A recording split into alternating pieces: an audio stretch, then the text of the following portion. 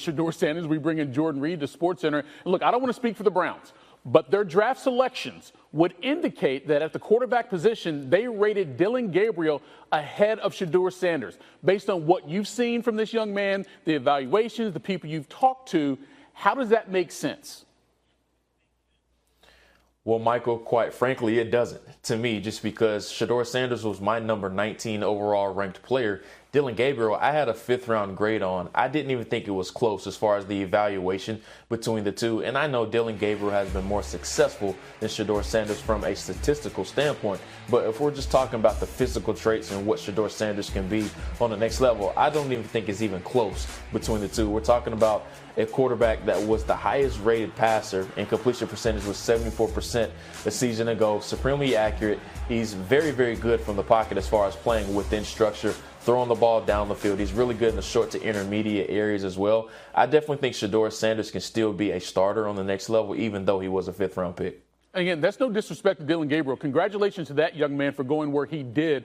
But the common sentiment was that Shedeur Sanders was ranked well above Dillon Gabriel, but the draft didn't turn out that way. But regardless of how he got there, Jordan, now Shedeur Sanders is in Cleveland. In terms of the personnel they have there in the quarterback room we just showed you, how do you see him fitting in with the Browns? Well, it definitely is very crowded. He's entering into a very crowded quarterback room. They already have Joe Flacco and Kenny Pickett at the top of the depth chart. And we just mentioned Dillon Gabriel, and Deshaun Watson is still on the roster technically as well. But Shedeur Sanders, he enters into a situation where I think he has a chance to play at some point. But the biggest thing for him is that he has to understand that he is a day 3 selection, and he can't come into Berea thinking that he was a day 1 selection. He has to have a day 3 mindset and understand that that's his role right now behind Joe Flacco as well as Kenny Pickett. Just take notes from those guys, especially just cling on to Joe Flacco, who was once again in a situation with Lamar Jackson back in Baltimore. We saw what Lamar has turned out to be. Not saying Shedeur is going to end up being like Lamar Jackson, but just talking about the role initially that he needs to play. By the way, though, Shedeur not the only Sanders making it to an NFL roster. His brother Shiloh, undrafted safety out of Colorado, he signed a free agent contract with Tampa Bay on Saturday. Jordan Reed joining us here on SportsCenter. I smell bullshit. A couple teams that I won't allow him to play for. This is my profession. I know what's behind the curtain. We ain't got to get back there for me to understand what's not prominent for my son. I'm not doing it. And if he doesn't listen to you? Who? No, you must mean owners. If you ain't trying to change the franchise or the culture, don't give me. So you should know history repeats itself over and over and over. And I've done it over and over and over, so it should be no question why an NFL franchise should pick me. You think I'm worried about what critics say or what people got to say? You know who my dad is? They hated on him too. So it's like it's almost normal. Without people hating, it's not normal for us. So we like the adversity. We like everything that comes with the name. That's why we are who we are. That's what I smell. I smell it. And as we can see, my nose is pretty large. Even though I got allergies, I can still smell well enough. I know what I'm smelling when I'm smelling it. Shedeur Sanders, 5th round pick. Really? Stephen A. Smith Show in the house.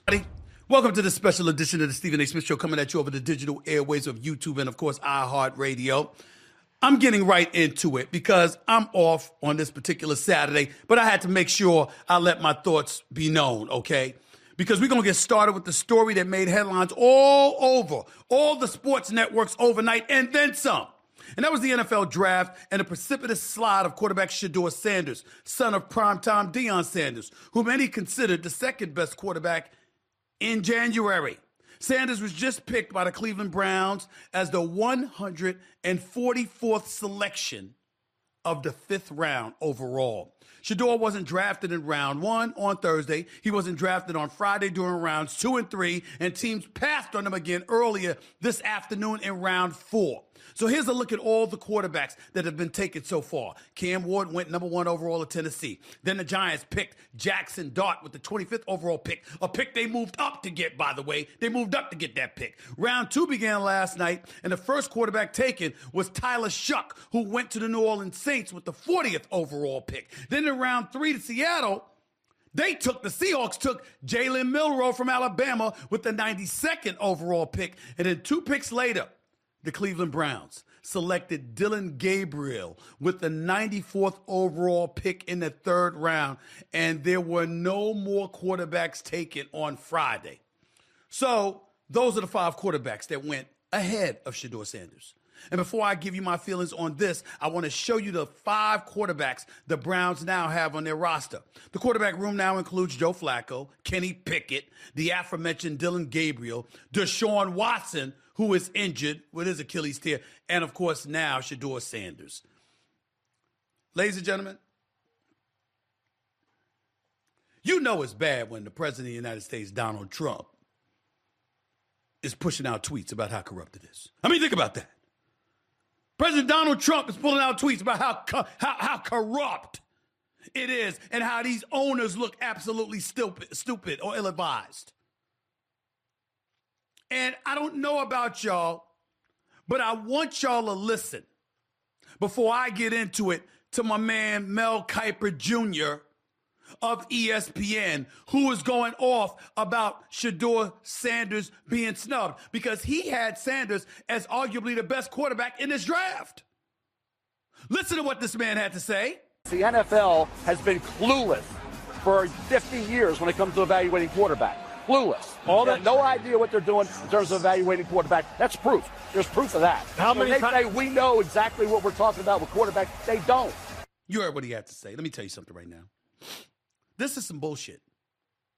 And I'm going to tell you why. I'm going to say that while in the same breath conceding and acknowledging that Shedeur Sanders is not blameless here. Primetime Deion Sanders is not blameless here. I'm going to say what I have to say, knowing that both of them have their hands at least a little bit dirty in all of this. But if you're the National Football League, okay, clearly it's not about talent anymore. It's about something else. And I'm going to tell you, I spent a large amount of the last 24 hours thinking about nothing more than I was thinking about collusion. Because how in the hell does 32 teams in the National Football League pass on a quarterback that was universally recognized as one of the top 3 quarterbacks in the country entering this draft, and 32 teams passed on them, not once, not twice, not 3 times, but 4 different times they passed on them? How the hell does that happen?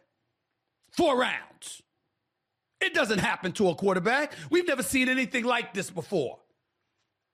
We've seen guys drop because of injuries. We've seen guys drop because of off-field issues, but we've never seen a quarterback projected to be a top 20 pick, universally recognized as one of the top 3 quarterbacks in the draft, projected to be a first rounder, in all likelihood a safe bet of a late first rounder, and drop literally to the 5th round. We haven't seen anything like that. And when you're talking about the owners, I'm going to keep in mind, and I tweeted about this, seems very Kaepernick-like, as in Colin Kaepernick. Now, I've said on many occasions the man brought it on himself because once he was exiled from the sport because of taking a knee during the national anthem.